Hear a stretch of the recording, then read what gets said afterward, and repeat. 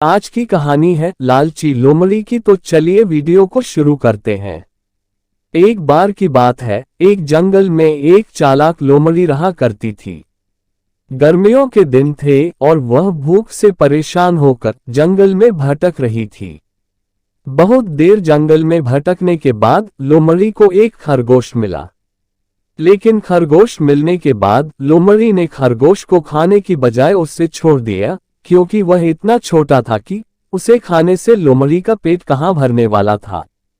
इसके बाद लोमड़ी आगे बढ़ी, फिर से जंगल में भटकने लगी। कुछ देर जंगल में भटकने के बाद भूखी लोमड़ी को एक हिरण दिखा। हिरण को देखते ही लोमड़ी के मुंह में पानी आ गया। लोमड़ी हिरण को पकड़ने के लिए उसके पीछे दौड़ने लगी। लोमड़ी ने अपनी पूरी ताकत से हिरण का पीछा किया, पर हिरण लोमड़ी की पकड़ में नहीं आया। अब लोमड़ी खाने की तलाश में बहुत ही थक चुकी थी। जब लोमड़ी के हाथ हिरण भी नहीं लगा, तो लोमड़ी सोचने लगी कि इससे अच्छा होता वह छोटे से खरगोश को ही खा लेती जिसको उसने छोड़ा था।